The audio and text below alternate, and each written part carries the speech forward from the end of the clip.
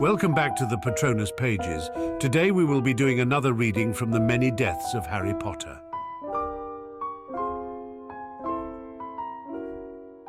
Chapter 54, Gift. Harry's greatest fear about the ball was that it was going to complicate things again.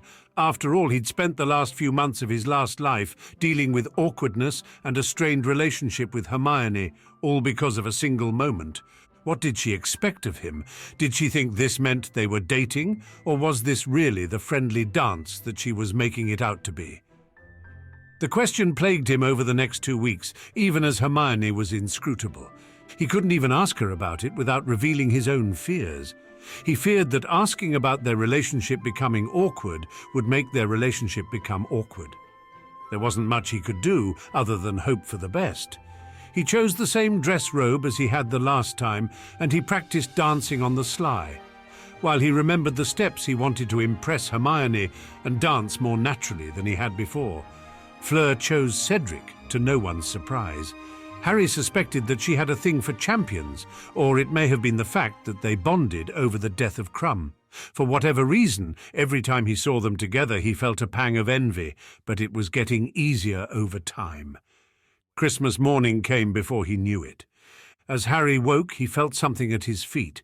He grabbed his wand and pointed it before he was even awake. He saw a familiar set of ears over the side of the bed. "Dobby?" he asked, finally remembering. The house elf had shown up the last time with a gift of socks. Harry hadn't gotten him anything and had felt bad about it. Even though he didn't fully trust the little house elf, knowing that his idea of what was proper wasn't always the same as that of everyone else, he had felt guilty. One advantage of resetting was that sometimes the things that caused guilt could be undone. Harry had looked for the perfect thing to get Dobby, and eventually he'd found it. "Dobby is here with your presents, sir," Dobby said. Dobby was carrying a pile of presents as tall as he was. If anything, the pile was even larger than before the reset. "Put them down at the foot of the bed," Harry said. "I've got something for you." Dobby's eyes grew wide, and he took the small package Harry handed him as though it was made of the finest crystal. He opened it carefully, careful not to tear the paper. As he opened it, he gasped. Harry had had a small outfit made for Dobby. Even though Dobby had had his own Slytherin outfit made, it was still ill-fitting. This outfit came with a spell that permanently sized it to the first person who wore it. He'd bought it from a shop in Hogsmeade that mostly specialized in clothing designed for toddlers, but it was custom-made with a Slytherin crest. The entire outfit was in Slytherin colors. Dobby gave a shriek and immediately threw his arms around Harry's knees, something that Harry felt weirdly uncomfortable about. A moment later, Dobby began to throw off his clothes, and Harry had to turn his head for a moment before he saw something he didn't want to see. Harry heard a gasp from the doorway. He saw Malfoy standing in the door, presumably looking at Dobby in whatever state of undress he was now in. The expression of horror on his face struck Harry as being unusually funny, even as he heard the pop of Dobby vanishing, along with his clothes. "Do I have to ask why you have a half-dressed house elf in the middle of the room?" Malfoy asked. "I gave him clothes," Harry said casually. Apparently Malfoy hadn't recognized Dobby from behind because he looked impressed. "I didn't know you even had a house elf. They're hard to get these days. My father was really upset when we lost one of ours." "I'm sure," Harry murmured. "Can you hold these?" He shoved his pile of packages into Malfoy's hands and then began to do his usual round of diagnostic checks on them. "What are you doing?" Malfoy asked from behind the packages. "Checking for traps and explosives," Harry said. "Poisons, snakes, scorpions, the usual." Malfoy turned quickly and set the packages on Crabbe's bed. He stepped away, looking a little pale. "It looks like they're all clean," Harry said. "I've been a lot more careful with my mail since Hermione got bubotuber pus in an envelope." Harry had actually always been careful with his mail. He simply wanted to remind Malfoy of the danger Malfoy's father had put everyone in. He wasn't sure that Malfoy knew of his father's role with the basilisk during second year, but he knew Malfoy had some knowledge of his father's actions. Besides, it was possible that he'd spent a little too much time with the twins. He enjoyed teasing Malfoy, who tended to be a little too uptight, even for a Slytherin. "At least if it leaks, Crabbe will barely notice," Malfoy said after a moment. Harry snickered in spite of himself. "Let's see what you've got," Malfoy said. The first package was from Sirius. Harry carefully opened it, and he saw a small mirror inside. He'd gotten this the last time, and he had treasured it. "Your godfather gave you a mirror?" Malfoy asked incredulously. "Sometimes a mirror isn't just a mirror," Harry said, smiling inscrutably. He hadn't understood the first time around either until he'd tried it. It was a lifeline to a similar mirror possessed by Sirius. No more need to wait on owls. He'd be able to see him face to face, and he'd be able to affect things in the outside world through Sirius much faster. Despite Malfoy's curiosity, Harry didn't explain the mirror's function. Secrets were only valuable if kept secret. Harry had a present from Hagrid. It was a muggle jacket with a special pocket hidden inside for his wand. He'd been grateful for it the first time, and he was grateful for it now. In the first place, he didn't have a jacket, and Britain could get cold. It was nicer than most of his muggle clothes, and the wand holder might save his life someday. Neville had bought him a wizard's chess set. Neville had taught him how to play, although he reportedly wasn't the master player that Ron Weasley of all people was. This set was small and could be folded away to the size of a small book, the figurines inside vanishing into other space. Hermione's box, however, was completely different than it had been the last time. The last time she'd bought him a wizarding book called A Hairy Heart, the guide to wizards who won't commit. It had been a rather pointed commentary on the status of their relationship at the time. This package wasn't shaped like a book at all. Harry opened it carefully, and inside was another small mirror. "People think you're really full of yourself, I guess," Malfoy said. He blinked. "Hang on, I've seen those before." "What is it?" Harry asked. "It's a faux glass. It shows your 3 greatest enemies in it. The closer they are, the more clearly they appear." "How much did she spend on this?" Harry asked, checking the mirror for traps with his wand. He'd bought her Peruvian darkness powder, and he planned on teaching her to use a supersensory charm to get around. If this was a whole lot more, then he'd feel guilty, as well as wondering what message she was trying to send. "That's a cheap one and small," Malfoy said. "She could have bought it used for 30 galleons. Harry felt somewhat relieved. The darkness powder was worth more than that, although £150 was a lot of money for a girl her age to spend. He picked the mirror up gingerly and looked into it. The familiar figure of baby Voldemort appeared in the mirror. His figure was misty and vague. The mirror didn't show what he was doing at the moment. Something like that would be worth 1,000 times 30 galleons, even used. Instead, it was a rather generic picture. "That's your greatest enemy?" Malfoy asked, looking over his shoulder. "That's what Voldemort looks like right now," Harry said, glancing at him. "He's looking for a new body, and so he's not exactly himself at the moment." The expression of disgust on Malfoy's face wasn't something Harry had expected. He'd thought Malfoy would have seen worse things in his household. Perhaps his father shielded him from the worst of what he did. "He's barely human," Malfoy said. "And who is that?" The woman Umbridge appeared in the mirror. Her figure was much sharper and closer than Voldemort's had been. She smiled pleasantly, but it didn't reach her eyes. "A woman in the ministry. I almost got her sacked." The third figure was that of a woman he'd never seen before, with wild hair and an insane look in her eye. She was closer than Voldemort, but further away than Umbridge. "Auntie Bellatrix," Malfoy breathed. "Your aunt is my 3rd worst enemy," Harry asked. His fingers strayed toward his wand. Malfoy lifted his hands. "She's everybody's worst enemy. Besides, we're all related, the purebloods. My great-great-aunt was Doria Black, who was your grandmother. I'm probably related to Longbottom and Weasley too, though nobody will ever admit it." "We're relatives?" Harry asked. Malfoy scowled. "I looked it up first year. It doesn't mean anything." "Well, I don't particularly like the rest of my family, so why should you be any different?" Harry said, but he grinned as he said it. "It's a really nice present from a poor girl," Malfoy said. "It's almost like she's declaring for you." Harry shook his head. "She knows what I'm like, and this was just the best thing she could have gotten me," Harry said. And if I ever look in it and see her face in it, I'll know I'm really in the doghouse." Malfoy smirked. There was one last present on the bed, one that had no name on it. It was in plain brown paper, and Harry had an immediate sense of foreboding. All his friends knew better than to send him presents without a name on it. Worse, this present hadn't been there the last time. "You think Goyle would open it if I gave him a galleon?" Harry asked. Malfoy had picked up on his sense of unease, because any sense of humour drained out of his face. After a glance at each other, they both took a long step back. Harry used a small defendo to make a tiny rip in the paper. Nothing came billowing out, and so he used Wingardium to levitate the paper off the front of what turned out to be a book. Lifting the book magically, Harry rotated it so the title was visible. He ran more tests on the book, everything he could think of, but none of them panned out. Malfoy seemed impressed that he could continue to levitate the book while running the tests. "Ars Moriendi," Harry read the title in some confusion.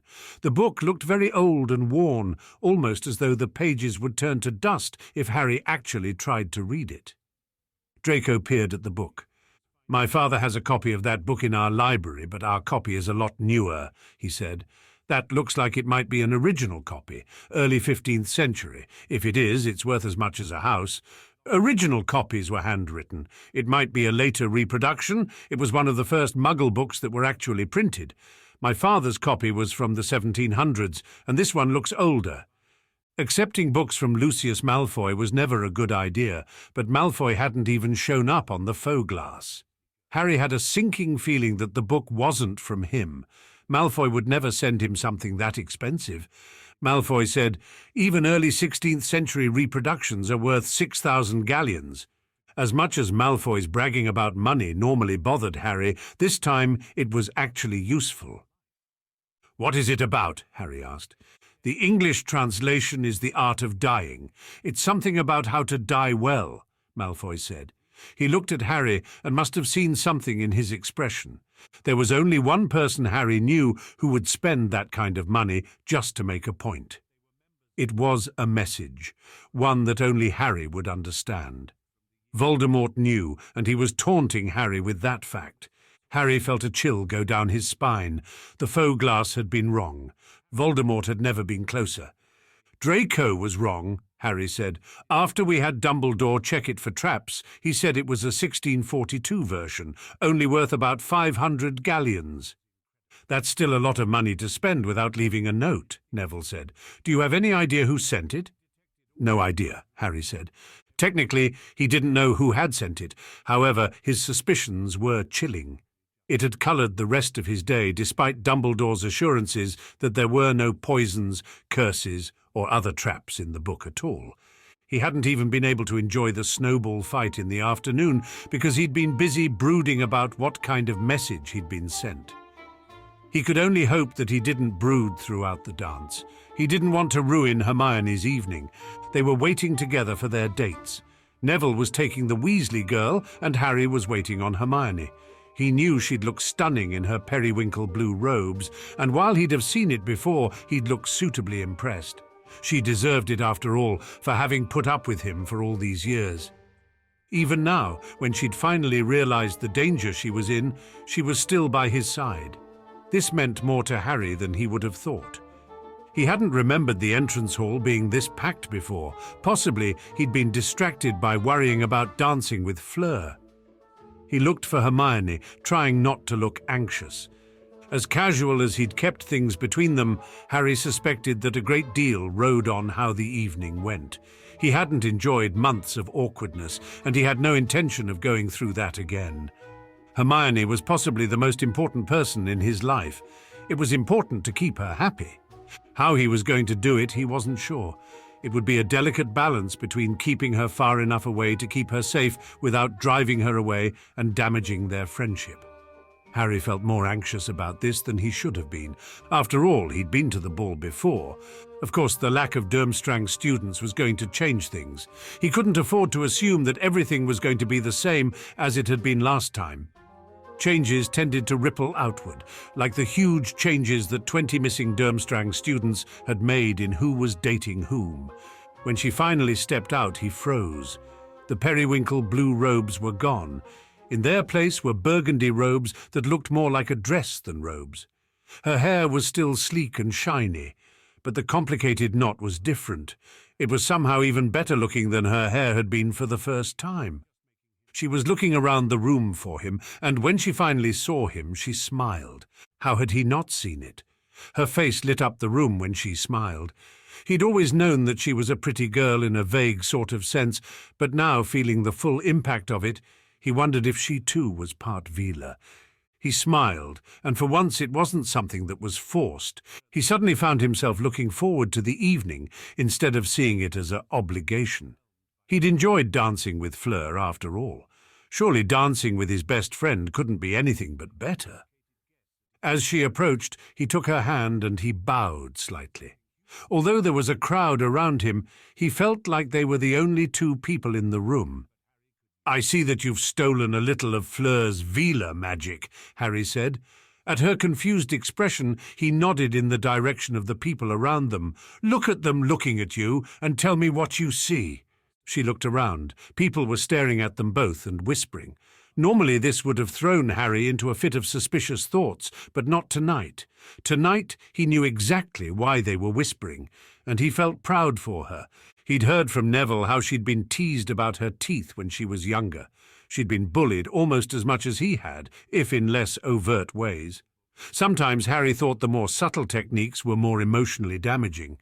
After all, it was easy to defend against a punch or even a spell.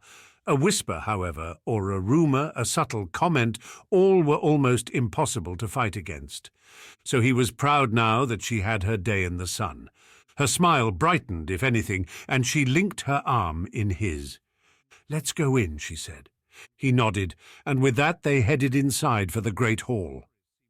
As they stepped into the great hall, every wall festooned with sparkling silvery frost, Harry could hear gasps from everyone around them. Beside him, Hermione stiffened before relaxing. McGonagall called for the champions to dance the first dance, and Harry took a half step toward the dance floor before he managed to stop himself. Hermione gave him a strange look as Fleur and Cedric began to dance. It should have bothered him, seeing Fleur dancing with someone else, but strangely it didn't. Harry glanced at Hermione beside him and reflected that for tonight at least he was the one dancing with the most beautiful girl at the ball. As the dance ended and the rest of the dancers were allowed to move out onto the dance floor, Harry escorted Hermione. He put his hands around her waist, and as the music began, they began to dance her. It felt nearly effortless dancing with her. It was much more natural than dancing with Fleur had been, although that might have been because he knew what he was doing now. She leaned forward and whispered in his ear. "How did you know?" Hermione asked. Harry looked at her, unsure of what she was saying. He continued dancing, but he felt a sudden sense of anxiety. "The room of requirement," she said. "You made it look exactly like this. How did you know?" Chapter 55. Lie. Harry stumbled as he realized what she'd just asked. "I've spent some time with the room while you weren't there," she said, "trying to figure out how it worked." He should have realized that she'd have been obsessed with understanding how the room worked. She was as obsessed with understanding things as he was with surviving. "You can ask the room for something generic and it'll give it to you," she said. "But it doesn't predict the future. You had to know exactly how the Great Hall would look and have had it in mind to have it come up with this." Harry hesitated, his mind racing. He'd spent the last several years learning how to conceal his emotions and lie like the best of the Slytherins. However, Hermione knew him as well as anyone, better than his own aunt and uncle possibly. She was good at seeing through lies. "There are some things I can't explain now," Harry said finally. "Secrets that I have to keep. Have you ever heard of occlumency?" Hermione nodded. "There are people who are legilimens in this school," Harry said. While he was referring to Dumbledore and Snape, he suddenly realized that it was possible that some of the older Slytherins had learned as well. "They know we talk," Harry said, "so they'll be looking through your mind to see if there's anything they can use against me." "Why can't they just look in your mind?" she asked. Her expression said that she didn't believe what he was telling her, even though it happened to be true. Harry shrugged. I'm learning occlumency. According to Moody, I've only got a couple of weeks left until I'm good enough to resist most people. Of course, he had to be better than that. Voldemort was a better-than-average legilimens, and he was the yardstick Harry had to judge himself against. "So teach me," Hermione said, "and Neville—" He stared at her, aware suddenly that they'd been dancing all this time, and he hadn't even noticed. It made sense in a way. Having their minds open was leaving a blind spot in his defenses. He dealt with it by limiting the information he'd shared with them. If they mastered occlumency, he'd be able to share his secrets with them, assuming he trusted them. Occlumency would make them more resistant to the imperious spell as well, although not completely impervious. Harry had always feared that someone would imperious one of them to attack him. His guard was somewhat lower around them than with anyone else, although he'd never really lowered his guard with everyone. The question was, did he really want to share his secrets with them? Knowing what he'd been through would change their opinion of him irrevocably. The thought of seeing that look of pity in Hermione's eyes was almost painful to him. Worse still was the thought that it would change her. She had been his compass for normality throughout his time in school. As far as he had strayed from being a good person, she'd always been there to remind him that there would be life after Voldemort, should he survive to see it.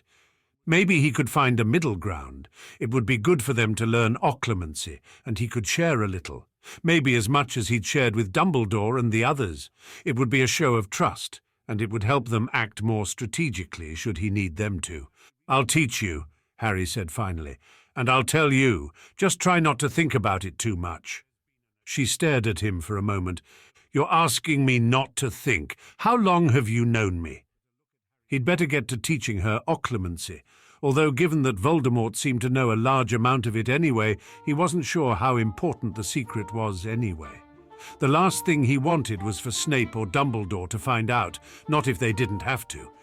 Really, although he'd had a justified fear of the unspeakables, Harry had to admit that an equal fear was that people he cared about would somehow look at him as being even more different than he already was.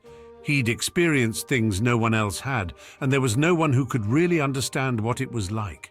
They'd try to empathize, but deep down all they'd feel was pity. Harry mostly dealt with it by not thinking about it. It didn't make sense to worry about things he couldn't change. Instead, he tried to focus on the things he could. He suspected that his avoidance of thinking about the difficult subjects had been part of what had kept Dumbledore and Snape from reading his darkest secret on the very first day.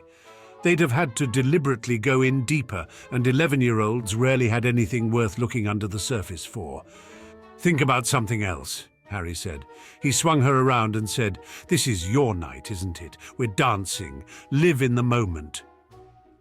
She stared up at him for a long moment, her feet moving automatically as she almost visibly processed the thought. Finally, she nodded. She smiled, although it was a little less bright than the smile she'd given when he'd first seen her. "You should take your own advice," she said. He was suddenly aware that they were pressed together uncomfortably closely. He felt his cheeks growing warm, and he found himself mildly irritated by the self-satisfied look on Hermione's face. "Of course I'll hold you to your promise," she said, whispering in his ear. Harry suspected that he would regret ever having said anything, but he hadn't had much of a choice. It seemed that relationships were a gamble, whether they were friendships or something more. But the stakes seemed higher now than they ever had before. He only hoped they'd be able to remain friends after this. Feeling flushed, Harry was pulled out of the Great Hall by Hermione. Once they'd gotten over a feeling of awkwardness that had lasted a couple of dances, they'd both loosened up. Dancing with Hermione was surprisingly fun. They'd lasted a lot longer than he had with Fleur, and now they were both flushed and sweaty. Sirius should have come looking for him already, but things had obviously changed, and Harry suspected that he'd finally have the evening to himself. The air felt as good on his overheated skin as he remembered. Better, in fact. He was more comfortable with Hermione than he had been with Fleur. Fleur had been an ideal woman, older, mysterious, and unobtainable. Hermione, on the other hand, was as familiar as a well-worn pair of shoes. They had adapted to each other over years, and they seemed to fit. Hermione pointed toward the rose garden. "They've done a good job with that." The fairy lights really did make the place look magical, in a way that Harry had rarely allowed himself to appreciate.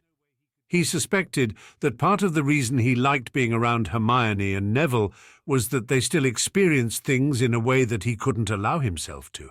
He could live vicariously through them, and seeing the fairy lights reflected in her eyes now gave him a sense of wonder. Walking toward the rose garden seemed natural. Harry was halfway there before he had a sudden sense of déjà vu. His feet stumbled. He'd enjoyed what had almost happened there with Fleur, but kissing Hermione wasn't on the agenda at all. If just asking her out had made things awkward before, what would actually kissing her do?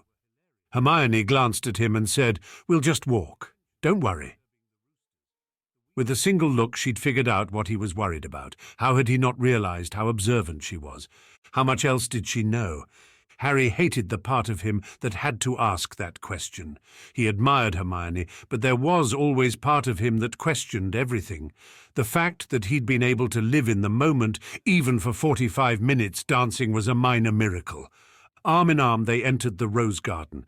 Hermione had even taken his left arm. That was traditional, of course, but among Muggles it had arisen so that the man's sword arm would be free in case of danger. Harry felt the same about his wand arm. He practiced left-handed, of course, but it was awkward and not nearly as fast as working with his right hand. It wasn't much better than casting wandlessly, except that he could cast any spell left-handed, but could only cast spells he'd actually practiced wandlessly. Hermione led him to a bench, and the sense of déjà vu grew stronger. Harry wasn't certain which would be worse, kissing her or rejecting her. His stomach clenched. Either path led to danger, and he wasn't sure how to reject her without damaging their relationship. "Harry," Hermione said, as she sat on the bench, patting it as a gesture for him to follow. Harry sat and said, "Hermione." "There can't be that many Legilimences in school," Hermione said, "and they are hardly looking in my head all the time. Not telling me sounds like you don't trust me." Harry blinked. He'd thought he'd settled things with Hermione on the dance floor, but she just hadn't wanted to have an argument in front of the entire school. Letting her lure him out to a place where they could talk uninterrupted had been a mistake. He should have known she wouldn't be willing to let it go. "I trust you," Harry said, "probably as much as I trust anyone." "Which is hardly any at all," Hermione said. "Harry, I've been watching you for years, and I've always known you had secrets." "You never said anything," Harry said quietly.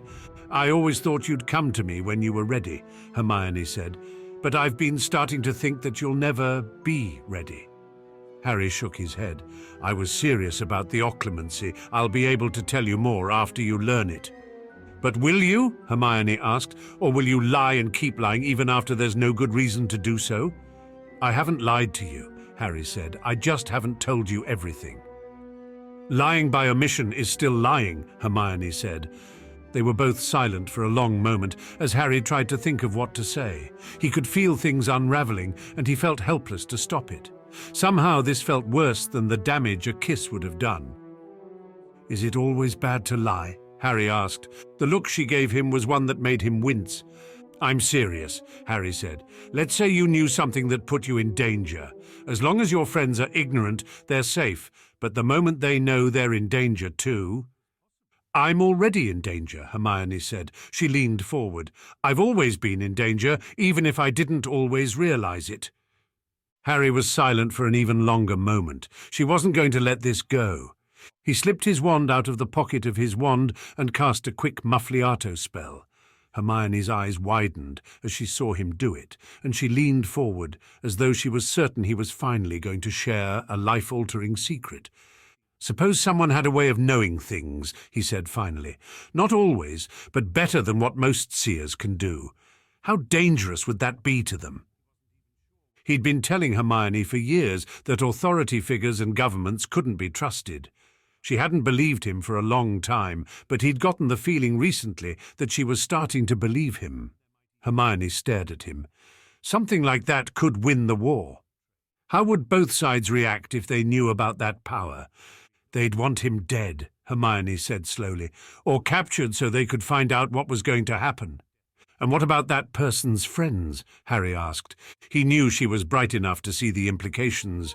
It was important that she come to the conclusion herself, instead of him telling her what to think, because she'd never believe him otherwise. Hermione reluctantly said they might kidnap them to use for leverage against him, just in case he refused to talk and couldn't be forced by magic. "Think about that," Harry said, "and ask me again why I'm not ready to talk about things." Hermione sat for a long moment, frowning. "Are you saying you are that person?" "Ask me again after you learn occlumency," Harry said. Harry heard footsteps coming toward them. Fortunately, the muffliato spell didn't muffle his own hearing. He saw Sirius coming toward them, and for once he was relieved. He wasn't sure whether Hermione would have kept arguing or not, and this was the perfect excuse to get out of the conversation. The expression on Sirius's face wasn't at all like what it had been the last time. Then it had been excited and joyous. Now Sirius looked tense and grim. He looked deeply tired in a way that Harry found alarming. "There's been some developments," Sirius said, glancing at Hermione. "The headmaster wants to see you in his office." "I'll be up there as soon as I take Hermione back inside," Harry said.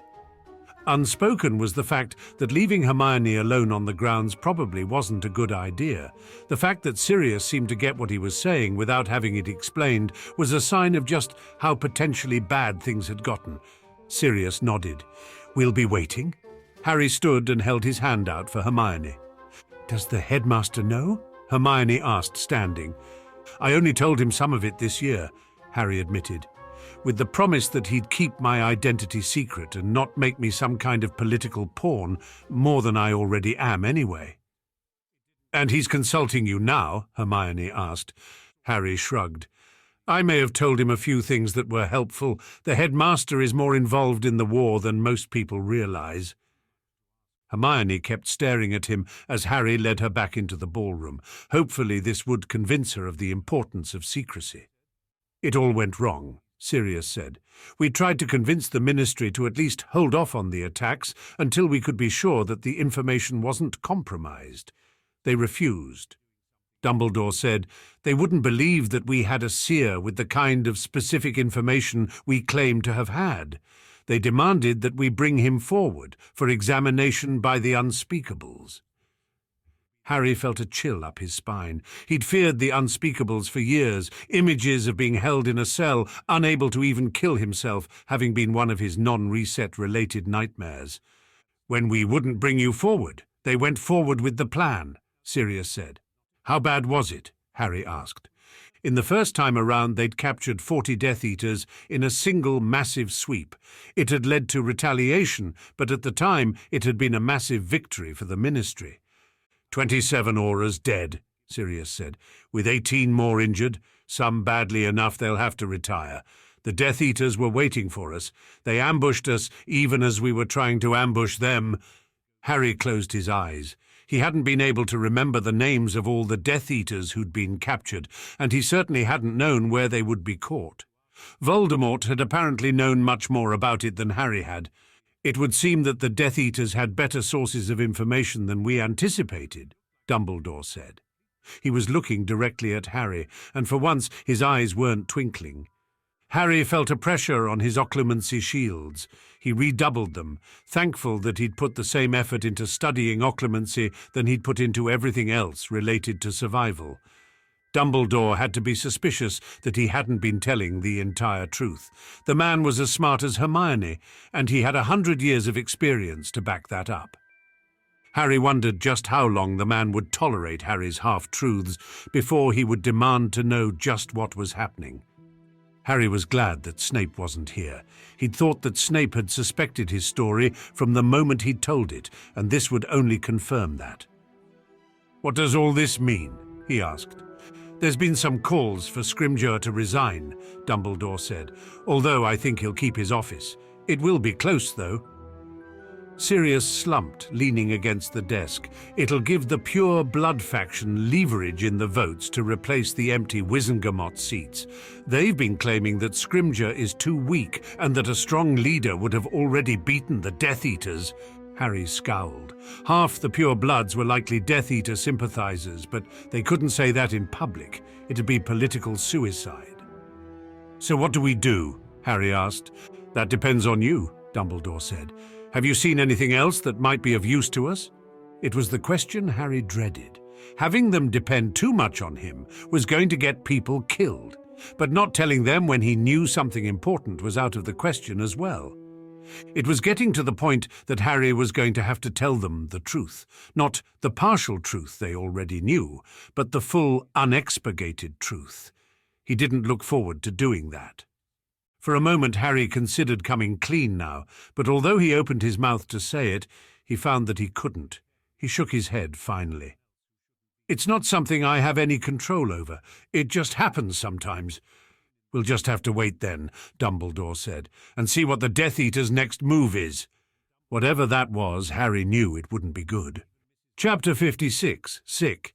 The thought that his secretiveness had gotten people killed began to weigh on Harry over the next few days.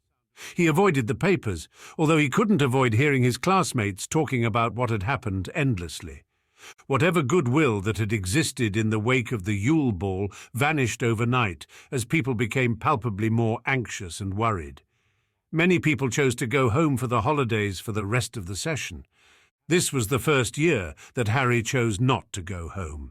He had the feeling that the last thing Voldemort would want to do was erase his success. He was probably safer than he had been since he'd first come to Hogwarts. It horrified him, and his sense of guilt grew day by day as he realized that many of his classmates were relatives of the Aurors who had died.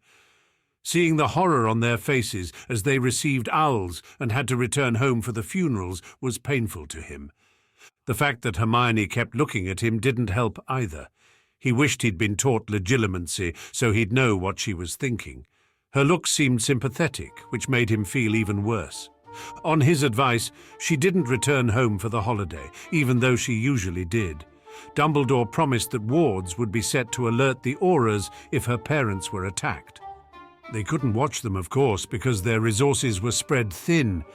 Harry had nightmares about the spirits of the dead calling out to him, asking why he hadn't saved them. The worst part is that Adrian and Colin were at the front of a line of faceless people, all of whom had died because of him. His fear was that these were only the first. Voldemort had learned enough the last time to make him much more effective. The problem was that Harry didn't even know half of what Voldemort knew. Most of what he had been done in secret. Voldemort's war was a war of shadows, with most of the action happening where the public never saw it. It was an iceberg, with the tip being the only thing most people ever heard about, even as the vast mass of it passed below. There was too much that he didn't know. Even if he reset, Harry wasn't sure how much more he'd be able to tell Dumbledore and the others. He began to have a growing conviction that he needed to tell them. They were keeping as many secrets from him as he was keeping from them, and it was getting people killed. If he knew about the things happening behind the scenes, he might be able to stop them during the next iteration. Harry did convince Moody to help him start training Hermione and Neville in occlumency. The man had grumbled and warned Harry about trusting anyone too much, but he seemed to be of the opinion that teaching friends to protect themselves was a wise decision. If it wasn't that it would make Aura's work more difficult, Harry suspected that Moody would have preferred occlumency to be a core subject at Hogwarts. Harry's only consolation was that the retaliatory attacks that had happened before hadn't happened yet. It was only a matter of time. The breakout at Azkaban was an inevitability, which he tried to emphasize to Dumbledore. Dumbledore swore that he was working with the Ministry to avert the attacks that Harry had seen before. The only problem was that Voldemort could easily change targets the moment he saw that security had been beefed up, and there was no way to know when he would choose to attack. The Aurors were understaffed as well, damaged by the losses in their ranks and demoralized by the defeat. The persistent criticisms from the public didn't help either. The papers didn't only criticize Scrimgeour, they questioned the competence of the Aurors as well. Harry knew this all played into Voldemort's hands. He made his enemies afraid, and he wore them down, all without having to actually expend any resources. It was the waiting that was driving everyone crazy. Watching the screens from the stands by the side of the lake was something Harry had done before. This time, though, there were only 2 contestants, and they both looked anxious. Harry knew that the Aurors were watching this very closely. After the debacles over recent weeks, the last thing the Ministry needed was another death on their tally. He'd considered giving hints to Fleur or Cedric about what was coming, but Dumbledore had assured him that the hostages would be well treated and were in no danger. Fleur didn't know him anyway, and she wouldn't appreciate any attempts he made to help her. She'd likely assumed that he was attempting to sabotage her in attempt to give Cedric an advantage in the tournament. The fact that Harry didn't really care about the tournament anymore, except to worry about what was going to happen next, wouldn't make a difference to her. Cedric, of course, wouldn't need any help. After all, he'd done fine in the first task, and when Harry had asked discreetly, he learned that Cedric already knew the bubble-headed charm. Harry had considered giving him some help anyway. There was no harm in getting someone to owe him. He'd finally decided not to. Cedric deserved his moment in the sun, and Harry helping him cheat would only taint it. If it had been a matter of survival, Harry would have cheated without thinking. That was actually his preferred method. He didn't believe in formal duels with people when he could attack them from behind or in the dark or with some other advantage. After all, the enemy had him outnumbered, and many of them were still more powerful than he was. He needed every advantage he could get. "I feel a little sick," Hermione said, staring at the screens. Their relationship had actually improved a little since the ball. The little bit of truth he'd given her had seemed like a massive sign of trust, and she was taking to occlumency with leaps and bounds. She was actually learning it faster than Harry had, which surprised him. He grabbed her hand and said, "It'll be fine. There are Aurors everywhere, and they've double-checked everything." As always, his biggest fear was the crowd. It was harder to provide security among wizards than muggles, because every wizard carried a weapon. Some of them didn't even need wands to be dangerous. There were all kinds of things that could be dangerous that weren't obvious. Harry was carrying some on his person at the moment. He'd prepared himself more than usual, just in case there was an attack on the audience. He'd been training Hermione in using the supersensory charm in darkness, and he'd been teaching Hermione and Neville how to fight. It was actually making him a little better as a fighter. Having to explain things made things clear to him that hadn't been before. "It just feels like something horrible is about to happen," Hermione said. Harry smirked. "So it's like any other day." She hit his arm. "I'm serious. After what happened to Victor, I can't believe that they are continuing on with all of this." "They had deaths back in the old days," Harry said. "Sometimes even judges." Hermione grimaced. "They enjoyed bear-baiting and cockfighting back in those days too. We should be better than enjoying blood sports." "My uncle likes boxing," Harry said, "and my cousin likes to play games where he kills things, even if the graphics aren't all that good." "And your aunt likes to hit you in the head with a frying pan," Hermione said. "Don't hold them up as an example of muggle taste." Harry had long regretted mentioning that to her. He'd joked about it during one of the rare moments when his guard had been down, and the look of horror on her face had made him feel strangely ashamed. Despite everything that had happened to him, Harry didn't feel like a victim. He always had a sense that he had the power to change things, even if he wasn't always able to follow through on it. That might be one of the blessings of the reset, but seeing Hermione's expression when he told her about the frying pan had made him feel weak and powerless, and he'd hated that. It was part of the reason that he was reluctant to tell her about his resets even now, occlumency or no occlumency. If a simple swipe of the frying pan had seemed like the end of the world to her, how would she take his being thrown under the wheels of a train? Being crushed by a troll, blowing himself up while trying to kill Voldemort? He wasn't sure she'd be able to handle it, and if she could, the level of pity would be far beyond anything he'd experienced before. Yet what if not telling her put her in more danger? Harry felt a sudden sympathy for Dumbledore. The work he did undoubtedly meant keeping the secrets of dozens of people all at the same time. Revealing a secret might save one and doom others. Harry would hate that kind of job. He already felt guilty enough.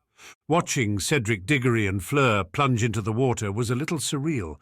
They didn't turn the cameras off this time, and so he saw the first parts of their journey as they moved deeper into the lake. "Fleur's going to have trouble with the Grindylows," Harry murmured, leaning to whisper in Hermione's ear. She looked at him sharply, and Harry shrugged. Telling her would cement his being able to see the future, while at the same time would make her think he was confiding in her. They watched as Diggory forged ahead. He was the better swimmer, and when he came to the Grindylows, he fought them competently. It wasn't as good as Harry could have done, even without the benefit of surprise, but it was almost as good. Harry judged Diggory as being a competent duelist, but he didn't have Harry's reaction speed. That was extremely important in real fights, although the ability to aim was a close second. Fleur was close behind, but Harry grimaced as she got caught in seaweed. She panicked as she struggled, and that gave the Grindylows a chance to attack her from all sides. "She should have practiced Diffindo," Harry said. Even though he'd left it behind as an attack spell, at least usually, he still found it useful for all sorts of other things.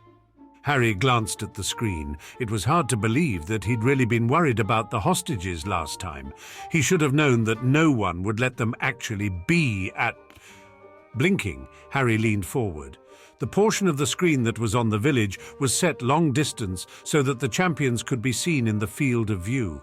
Each champion had their own screen. The third screen had been removed in respect for Crumb's death. Still, he spotted movement where there shouldn't be movement. His vision was quite good. He rather suspected that he'd have made a good seeker if he hadn't been worried people would murder him from the stands. Harry pulled out his wand and murmured the supersensory charm. He'd been working on the charm to be able to isolate one or more senses over the others. That would make the charm useful in situations like this, where the crowd would have overwhelmed his hearing. It was oddly more difficult to do one sense than all of them, possibly because he was casting the spell and suppressing the senses he didn't want. His vision sharpened. He blinked as he realized what he was seeing.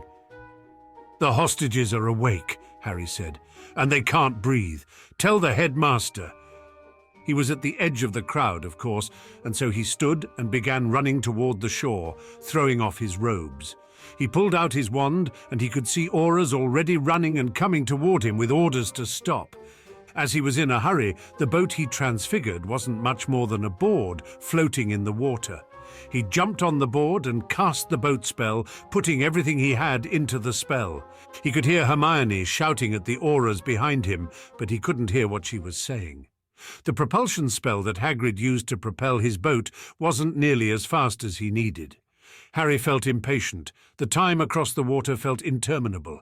It seemed to take forever, even though objectively he was moving quickly. The shore retreated rapidly. Glancing back, Harry could see that auras were racing around like bees in a beehive. He reached the spot where the merperson village was. A quick bubble-headed charm, and Harry plunged into the water. The cold water shocked him as he plunged into the water. Fortunately, Harry had judged better this time. He could see that he was in the merperson village and had only missed the centre pole by a small amount. The mer people were in a circle around the two, Fleur's sister and Cho Chang, which had to be a slap in the face to Fleur since she'd taken Diggory to the ball. Although they were struggling weakly, no sound emerged. Someone had intentionally done this so the mer people wouldn't know what was happening. "Diffindo," Harry said, pointing his wand and hoping his aim was good. He missed the first time, even as the mer people swam toward him with their spears. "Diffindo, Diffindo, Diffindo." He was swimming forward the whole time, but he finally managed to hit the vine holding Fleur's sister, and she began to float upward, even though she was still wrapped up and wouldn't be able to get herself out. Some of the mer people had noticed what was happening by now, and they were struggling to release the vines holding Cho Chang, while others swam after Fleur's sister. Harry gestured, and the ones swimming toward him looked back and stopped, milling about in confusion. Harry swam forward as quickly as he could, reaching Cho Chang. Her eyes had rolled up in her head, and she'd stopped struggling. Harry saw that the mer people were holding Fleur's sister above water, so he leaned forward so that his face and Cho's were almost touching. The bubble around his head enlarged to encompass her head as well. He'd come across a spell recently while looking up spells about how to heal himself if he was injured. It was difficult to practice those spells because even he W2 isn't crazy enough to repeatedly injure and then heal himself over and over. This spell was used to help the mentally ill, although how well it worked was debatable. Harry put his wand against Cho's thigh, and he cast a shocking spell. Her body spasmed, but Harry barely noticed because his body was doing the same. Apparently casting a shocking spell in water wasn't the smartest thing he'd ever done. He almost dropped his wand. Putting her mouth against hers, Harry breathed into her mouth as hard as he could. He wished suddenly that he'd learned CPR, but other than occasionally seeing glimpses of medical shows watched by the Dursleys, he had no idea how it was done. Water spewed from her nose, so Harry reached up and pinched it, blowing even harder. He prepared himself and then shocked her in the thigh again. She spasmed again, and a moment later the contents of her stomach sprayed against his face. Harry grimaced as his glasses slipped off his face and fell to the bottom of the lake, and he fought his instinctive reaction, which was to pull away in disgust. The spew settled in the bottom part of the bubble, and Harry found himself hoping that she didn't sew it again. She was retching now, and he was afraid it was going to happen again. He held tightly to her, because if he didn't, she'd pull away without meaning to. She clearly wasn't in control of herself. Before he could do anything else, there were explosions in the water all around him. Harry saw auras appearing all around him. He hadn't realized that it was possible to apparate into water. Hands grabbed him and her, and a moment later he felt himself being pulled as though through a tube. He fell onto the floor of the hospital wing, Cho Chang beside him. She was coughing, and apparently the shock to her system had restarted her breathing. A moment later, Fleur's sister was beside them, being held by 4 auras. Pomfrey rushed over to them. Harry waved her off. He'd suffered no damage except that his hand was still spasming from the shock. The world was blurry around him, and the smell of bile all over him made him want to spew himself. Harry grabbed for his wand and cast a cleaning spell. His sense of relief was great as it all vanished, although it had somehow gotten all over his shirt, requiring a second spell. He sat on the floor watching as the auras worked on the 2 girls. They imperioused the auras who performed the spells on the girls, and the auras who were to double-check their work, Sirius told him. Dumbledore was gone, probably having to deal with the political problems related to this. Harry could imagine the plan. The champions would reach the girls and bring them to the surface, only to find that they were both dead, in front of an audience of hundreds. Sirius handed him something. It was blurry, just as everything was. Harry felt it. It was some sort of case. "I've been meaning to give this to you for a while," Sirius said, "but I've been busy working for Dumbledore." It was a pair of glasses. "These will magically repel rain and adjust themselves to your eyes, so you'll never need to get your prescription adjusted." Harry slipped them on, something he wouldn't have done without checking if it had been anyone other than Sirius. He blinked. Everything seemed supernaturally clear. Apparently, he'd been needing his prescription adjusted for a long time, at least for things nearby. His vision for things far away had always been good, especially if they were moving. "The girls are going to be all right?" Harry asked. "You saved their lives," Sirius said. "Pomfrey had something to say about the cold water keeping them alive longer, but I really didn't understand what she was talking about." Harry hoped that Rita Skeeter didn't put a picture of Cho Chang vomiting on his face over and over on the front page of the paper. If she did, he'd have to find some way to retaliate. "You're a hero, Harry," Sirius said. "You should be happier about this." Sirius was too much of a Gryffindor to see the obvious. While the glory was fine, although Harry didn't know how much glory there was in being vomited upon, it would have been better to not have had to be a hero at all. He was increasingly tired of this, and he felt a need to do something to strike back. Unfortunately, he didn't know where Voldemort's people were, or enough about anything to do that. He had to gain Dumbledore's trust if he was going to learn what he needed to know. Unfortunately, there was only one card he had to play. He knew Dumbledore suspected that there was more to Harry's knowledge of the future than what he was telling him. The only way to learn what he needed was the truth. "Sirius," Harry said, "I need to talk to Dumbledore as soon as he gets free from what he's doing." Chapter 57, Anchor. This is a little hard to explain, Harry began. It had been 3 days before Dumbledore had been able to see them, amidst another firestorm in the media and even more political unrest. Harry had gone back and forth about whether to actually tell him or not for much of that time. Happily, they hadn't used a picture of Harry being vomited on in the paper. They'd chosen to make him look heroic, looking as though he'd kissed Cho, using what the papers called Muggle resuscitation methods. They'd lambasted the auras, though, even though Harry thought their response time had been quite good. It had taken Dumbledore a little time to lift the restrictions on apparating into Hogwarts, and the moment he had, the auras had been all around him.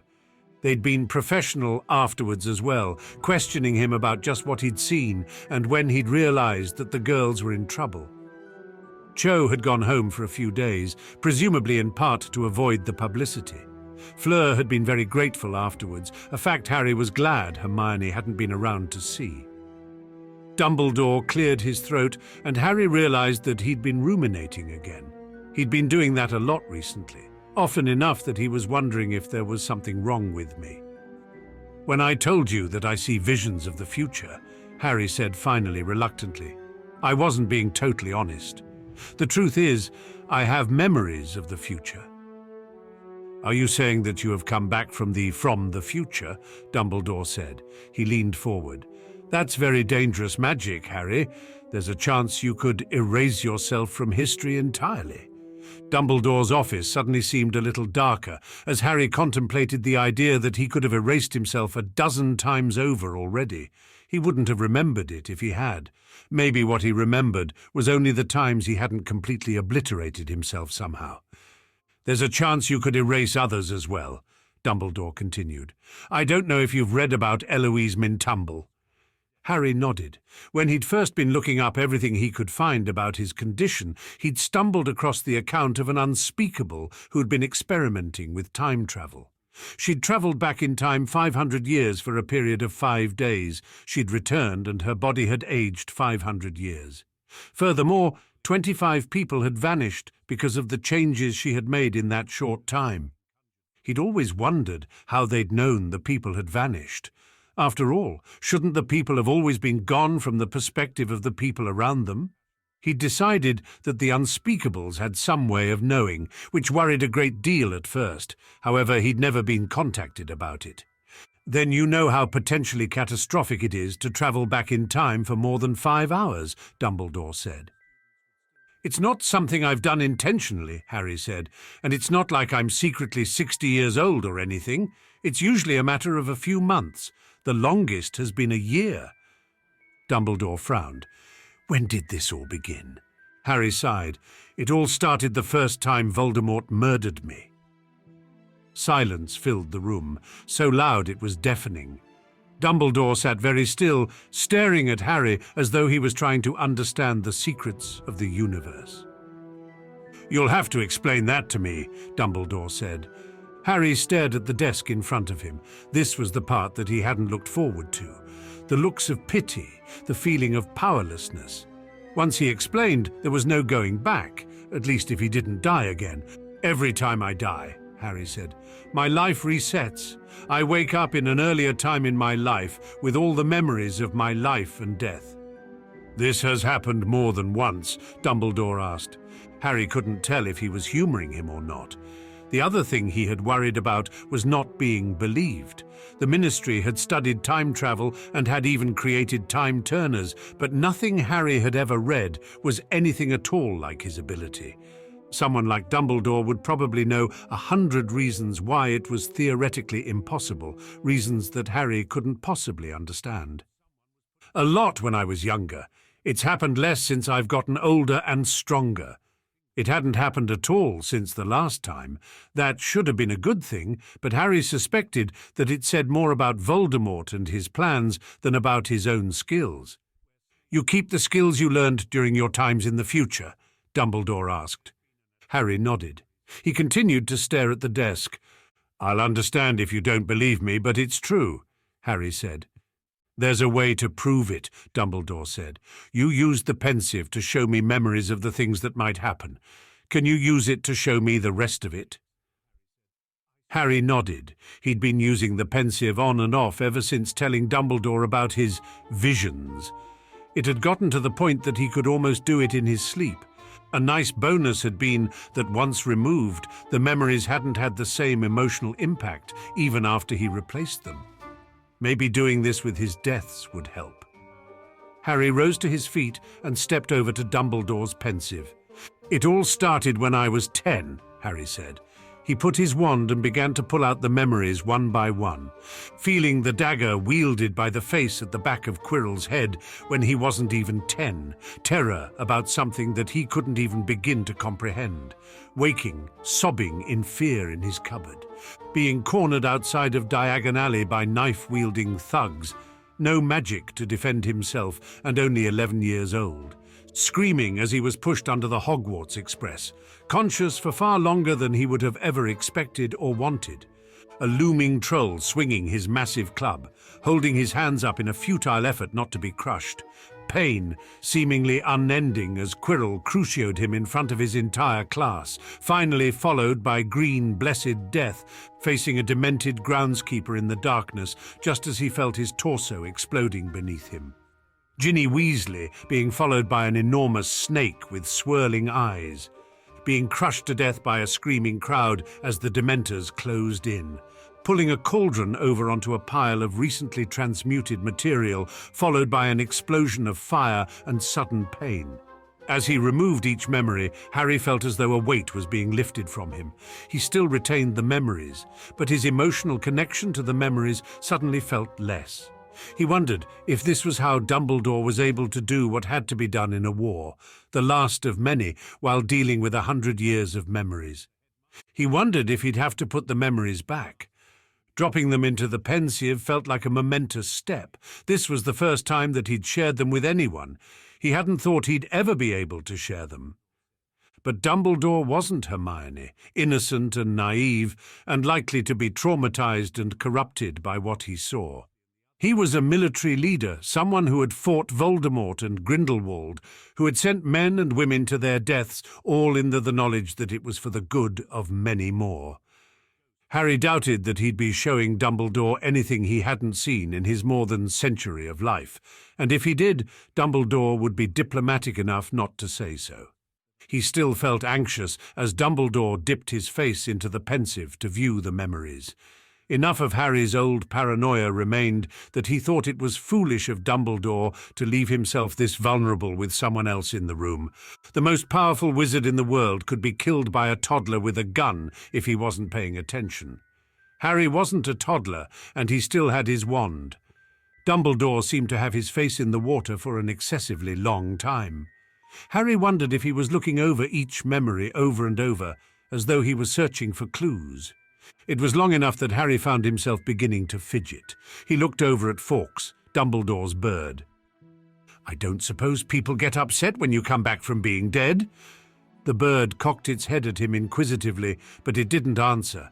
It didn't surprise Harry. He'd long since given up on expecting anyone to spoon-feed him answers to anything. Even telling Dumbledore like this was more than just an attempt to assuage his guilt. His hope was that Dumbledore would give him as much information as he could handle, so that when and if the next rest came, he'd actually be of use instead of depending on headlines. Too many things happened that the papers never even heard of for Harry to be of any use the way things were. Dumbledore gasped as he pulled his face from the water. He looked a little pale, glancing at Harry. "My boy," he said. There it was, the look that Harry had hoped not to see. Pity. It was toxic. Harry had worked long and hard to be strong enough not to be pitied by anyone. Harry scowled. "I've had a long time to get used to this," he said. "It's been all I've known for more than a third of my life." Considering that his memories of his youngest years were sketchy, it probably had been a fact of life for him in half the years he could remember.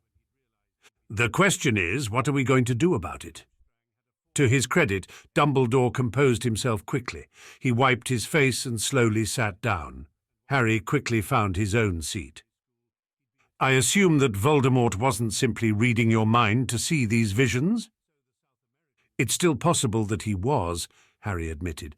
But the last time was different. I jumped further back, and I was aware of myself as I was pulled back. That hadn't ever happened before. He hesitated. I felt as though I was being pulled between opposing forces. Dumbledore sat silently, his expression grave. The only sound was the rustling of forks on his perch and the crackle of the fire. I don't understand the connection between me and Voldemort, Harry said. Why is there even a prophecy? Moody tells me that you've progressed far enough in your lessons that you'll be difficult to read, although you still need training in being able to lie with your mind. Harry nodded. There's something that I haven't been able to speak to you about, for fear that Voldemort might be able to pluck it from your mind. That wasn't saying anything Harry didn't already know. The whole point of learning occlumency was so that Dumbledore would be able to speak freely to him. Tom Riddle was obsessed with escaping death. His Gnome de Guerre is proof enough of that, Dumbledore said. He grabbed a lemon drop and for once didn't bother to offer one to Harry. Flight from death? Harry asked. It doesn't really mean that in French. Tom was always much better at magic than he was at languages, and he created the name when he wasn't any older than yourself. Personally, Harry thought he would have come up with a better name than Voldemort. Black Tom was suitably scary. Dudley's Batman comics had a character called the Riddler. Maybe everyone really refused to say his name because it was so embarrassing that no one wanted to bother. Harry wondered suddenly if he was feeling a little giddy because of the effects of losing his memories to the pensive. How did he try to escape death? Harry asked. Dumbledore was silent for longer this time, as though he was carefully considering his words. He used the oldest, darkest magics he could find. Have you ever heard of a Horcrux? Harry shook his head. I'm thankful, my boy, that you haven't been looking through the kinds of books that would even speak of such things. Harry smiled slightly, although it didn't reach his eyes. Dumbledore would be upset if he knew the kinds of books Harry had been looking through. Anything he could find out about dark magic had seemed to be open game, because at the very least it was likely to be used against him. He'd be even more upset if he saw the memories that Harry hadn't shared, leaving Quirrell to the three-headed dog, destroying the dragon egg, becoming darker and more determined with each life gone. Still, he'd never heard of a Horcrux. It's a dark kind of magic that splits the soul, Dumbledore said, placing parts of the soul in objects so that the other parts of the soul anchor the caster to this world. Even if he dies, he doesn't pass on. Harry's mind raced. So as long as these objects exist, he can't be killed. Why doesn't everyone do this? Dumbledore nodded. Creating a Horcrux requires a murder, sacrificing a life even as you mutilate your own soul. Even worse, Dumbledore said. The life you would gain is only a life as a phantom, a dreary horror that most would see as worse than death. Considering that Voldemort had been willing to live for most of a school year under a sweaty, garlic-infused turban, Harry suspected that Voldemort would be willing to undergo almost anything to avoid dying. He found his way back from that, Harry said. He's presumably part way back to having a new body. He had to murder another woman for that, Dumbledore said grimly. Harry frowned. Why can't you just kill him now that he's a baby, then go after the anchor things later? No one knows where he is, Dumbledore said. All instructions are relayed through Barty Crouch Jr., and he is never any place long enough to be captured. Barty Crouch Jr. had to be the man who had tied him up and put Voldemort in the cauldron. Harry would never forget his face, but it was good to be reminded of his name. It suddenly occurred to Harry that he might be able to go back through his Pensieve memories and find out who had pushed him off the train and find out who the Death Eaters were who had stabbed him. Although they hadn't done these things in this timeline, Harry still owed them. Why am I connected to all this? Harry asked.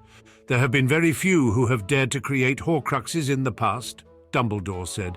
None of them have ever dared to create more than one.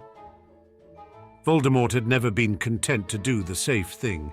He'd always been determined to be better than everyone else. I'm guessing that Voldemort made more than one? Dumbledore nodded. How many? Harry asked. If there were things that were anchoring Voldemort to this world, then Harry would have to destroy them before he could finally kill Voldemort. I don't know, Dumbledore said. At Harry's expression, he lifted his hand. Contrary to what many people believe, I do not know everything about magic. I could live to be as old as Nicholas Flamel and barely begin to scratch the surface of what is possible. So there are anchors out there. We have no idea how many of them there are, or what they look like, or where they are, Harry said. He slumped down in his chair. It'll be impossible then. Dumbledore shook his head. Difficult, but not impossible. There are limits to just how much the soul can be torn and tattered. No more Horcruxes could be made after that without the soul simply dissolving into nothingness. So it wasn't like Voldemort had 100 of the things lying around. Still, without knowing how many of them there were, you'd never be sure you'd gotten them all. As though anticipating his thought, Dumbledore continued. There is a man who knows that number. I have been unable to get him to tell me, however, no matter how much I have asked. Presumably, the man was an Occlumens. Of Dumbledore would have simply plucked the information from his mind. That would protect him from the Imperius as well, at least somewhat. Furthermore, I believe you have already destroyed one of Tom's Horcruxes, Dumbledore said. The book that you destroyed during your second year. It was realizing that Voldemort would have never allowed his one anchor to this world go so easily unless he had others that led me to understand that there had to be more. Still, Harry said, I don't understand what this has to do with me. Dumbledore hesitated. I believe that in dividing his soul to the extent that he did, he left it fragile and tattered. When the killing curse rebounded from you to him, I believe that part of his soul fractured off and became lodged within you. Harry froze. Are you saying that I am one of the anchors that is keeping Voldemort alive? Dumbledore nodded. Not one he intended, and certainly not one he knows about, but one all the same. Just as importantly, I believe that he is the anchor that has kept you tethered to this world, unable to die. So does that mean that if I was to kill him now, as a baby, that he'd reset? Harry asked. Dumbledore shook his head. He cannot really die until the last Horcrux is destroyed. I believe that he would simply become a wraith again, as he has done in the past. So why did he come back to me now? Harry asked, assuming he actually did. Your blood became his blood when he created his body from part of you. You became closer than brothers, and I believe that he may have become linked to you more tightly than he was before. So if I go back, he comes with me, but not the other way around, Harry said. He grimaced.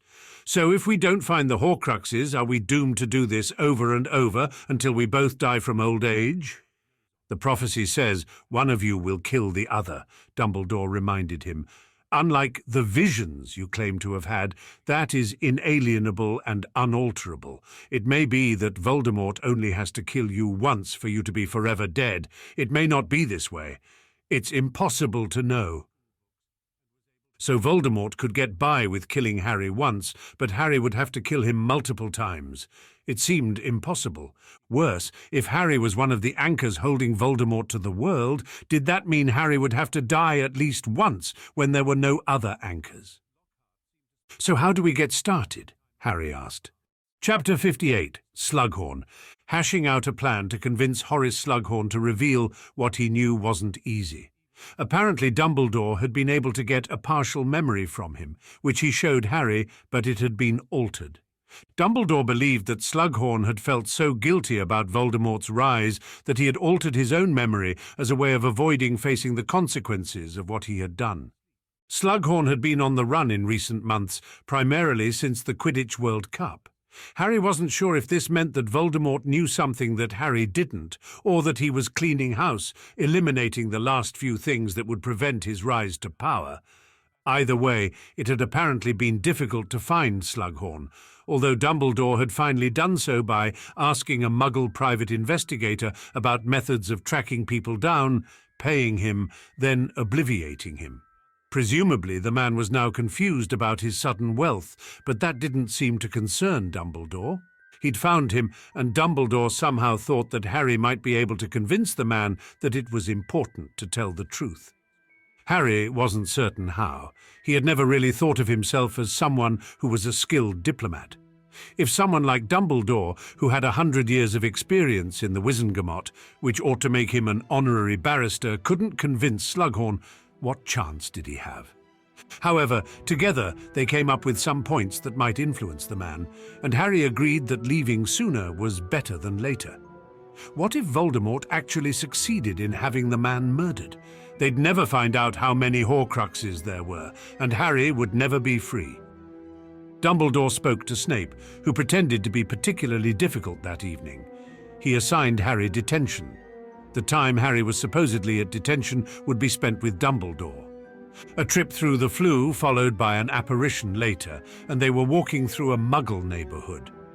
"Where are we?" Harry asked, looking around. "Southampton," Dumbledore said, "a city that has no magic at all." Harry nodded. It made sense to flee the wizarding world by finding the most Muggle city in all of England. Looking around, Harry suspected that the Dursleys would have turned their noses up at the neighborhood.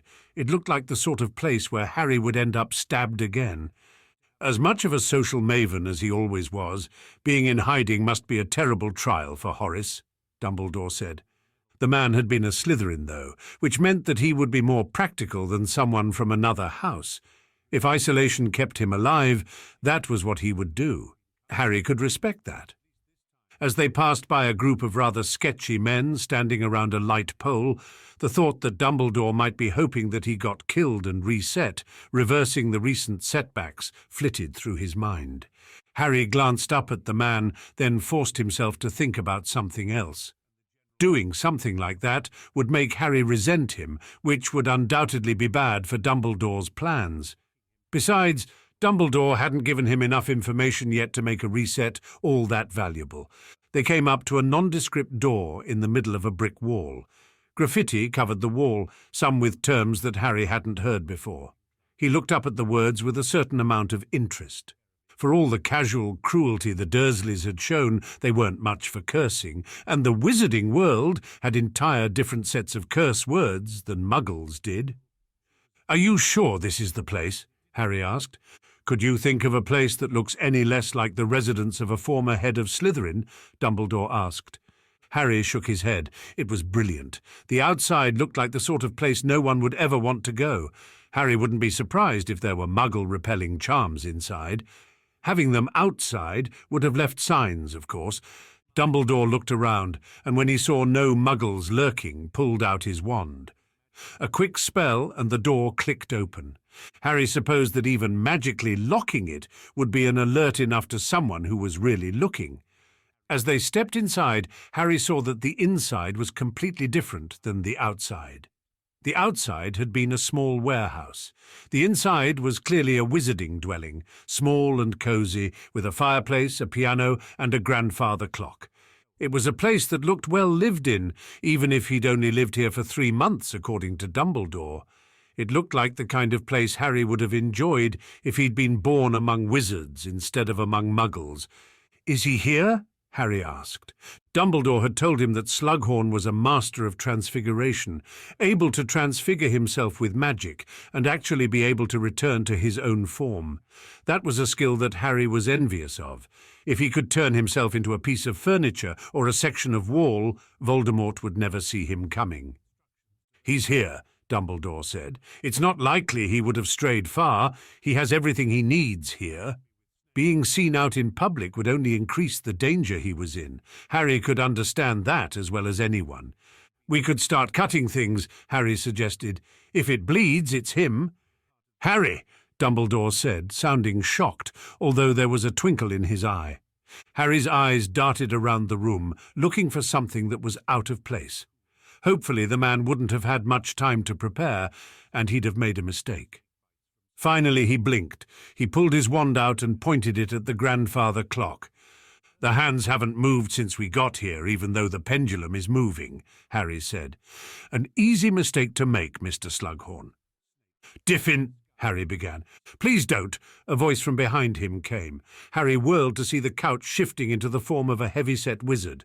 "That came from my grandmother, and it's been repaired one time too many. Even magic can only go so far." "Right," Harry said. "Sorry, Horace," Dumbledore said. "It's good to see you." Slughorn sat heavily on a chair. I suppose I'll have to move again. If you can find me, I suppose he's not far behind. I can assure you that I left no trail to you, Dumbledore said gravely. Apparently Slughorn had been on the run for the past 4 years, and isolation had obviously taken its toll on the man. He looked dejected and overwhelmed, the picture of a defeated man. Still, Slughorn said. He stared down at his hands. If I'm this easy to find, it's only a matter of time. Horace, this is a friend of mine, Harry Potter, Dumbledore said. Slughorn looked up, his eyes sliding up to Harry's scar before settling on his face. He straightened considerably. Dumbledore had alluded to the man's attraction to famous people. He apparently loved to spend time with the elite. Unlike Lockhart, who loved the limelight, this man was content to bask in the light reflected off others. "It's never going to end," Harry said. "Not until he's dead." Slughorn stared at him. He was aware of the prophecy, of course. Everyone in Wizarding Britain was. However, he likely was all too aware of Harry's chances to defeat Voldemort and his servants. "He can't be beaten," Slughorn said. "He's too powerful." There were lines in the man's face, lines that hadn't been there 5 years ago during the time of his last portrait. He looked old and beaten, like a man who had given up. According to Dumbledore, he had been caught several times over the last 4 years. He'd been caught and crucioed 3 times, but had always managed to escape. The experience had aged him, and from what Dumbledore said, the man had never been the same. "If he wins, he still won't let you live," Harry said. "He can't. The chances that one of his own underlings will use what you know to eventually destroy him is too great." Slughorn was silent for a long moment before his shoulders slumped. "I know. So why not tell us how many Horcruxes a man can potentially have?" Harry said. He leaned forward. "You don't have to share a memory or anything, just a number." "It would ruin me," Slughorn said. "A man as concerned with reputation and good standing in the community as Slughorn would be particularly worried about what people thought about him. Even if he died, he wouldn't want anyone to know his role in the terror that had overtaken all of Great Britain. Having the entire population of Britain know that you helped raise Stop." Slughorn looked frightened. He was afraid that saying Voldemort's name would bring Death Eaters. It was possible that he was right. Harry didn't know whether the taboo had been reinstated or not, but it was too good of an opportunity to pass up. "You don't want me to say his name?" Harry asked, his voice almost mocking. He leaned forward. "Why shouldn't I? If you won't help me, it's the same as helping him. Why shouldn't I let one enemy do in another?" "I'm not your enemy," Slughorn said. "I knew your mother. I'd say you had her eyes, but hers were never as cold." "My mother is dead," Harry said. "My entire family is. Who do you think I should blame for that? Who do you think turned me from the innocent schoolboy I should have become to this?" It was true. If Voldemort hadn't had Horcruxes, then Harry would not have become one, trapped to return over and over.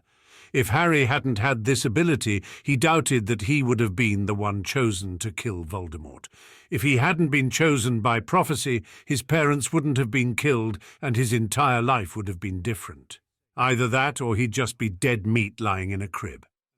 Either way, Slughorn was at least partially responsible for his current suffering. The colour drained from Slughorn's face. "It wasn't me.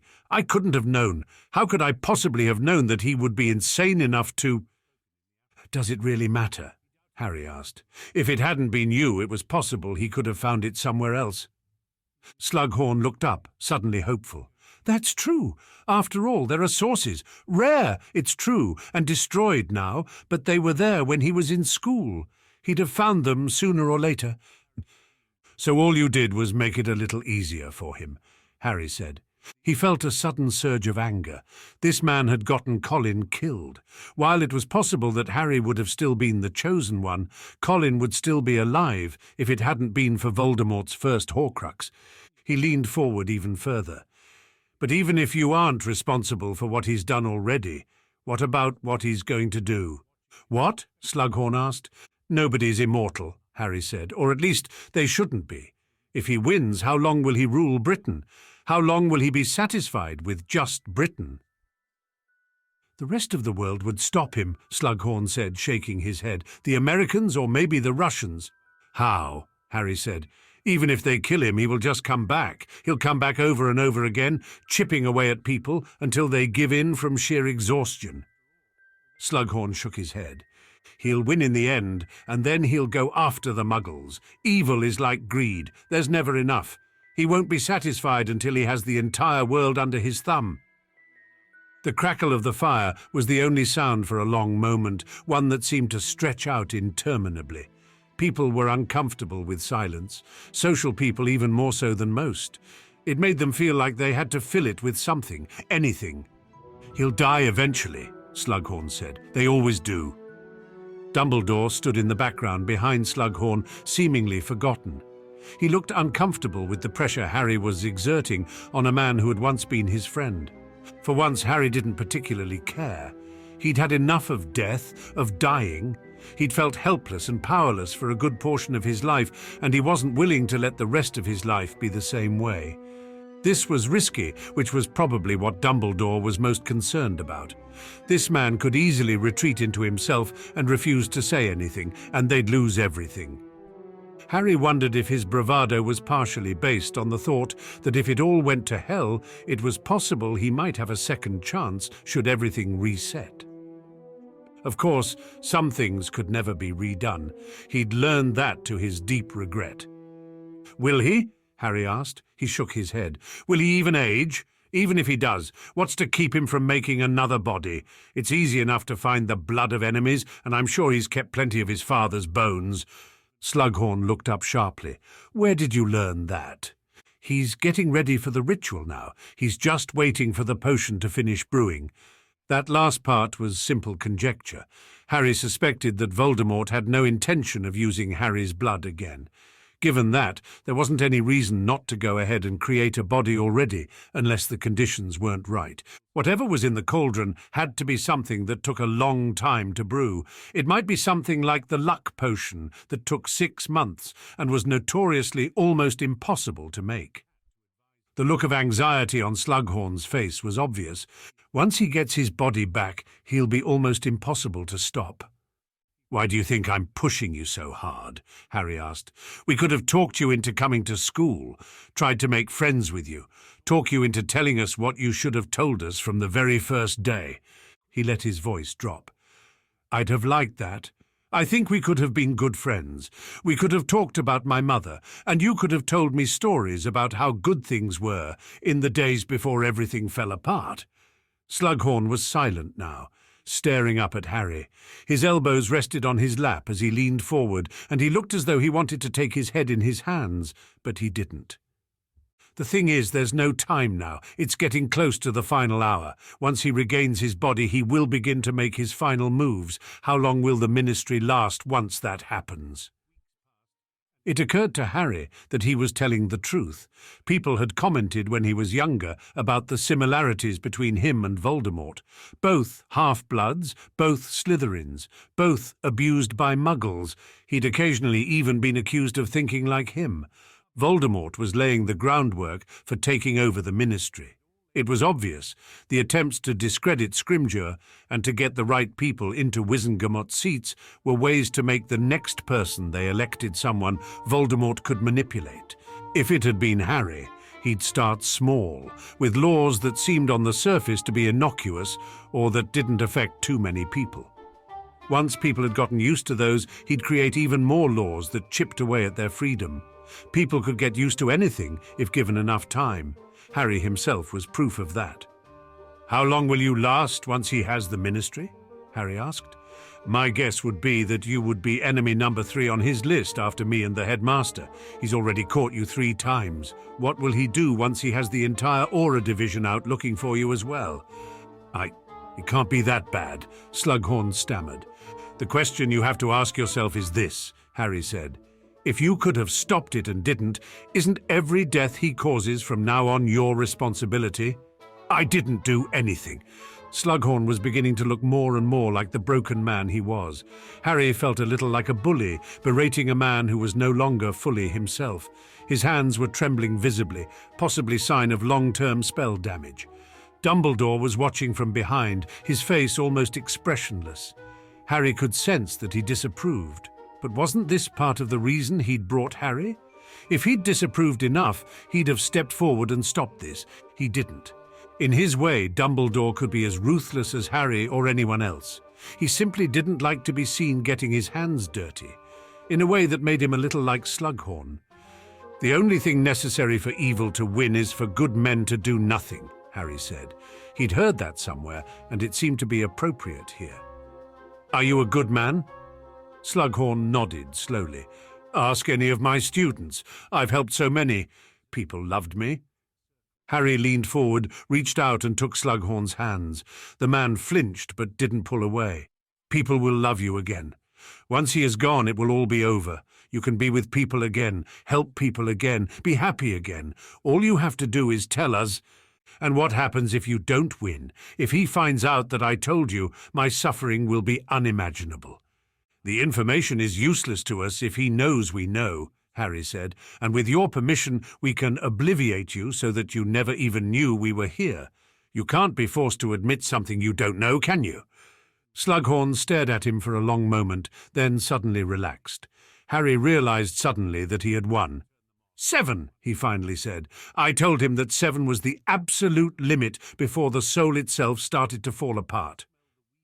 Tell me everything you know, Harry said.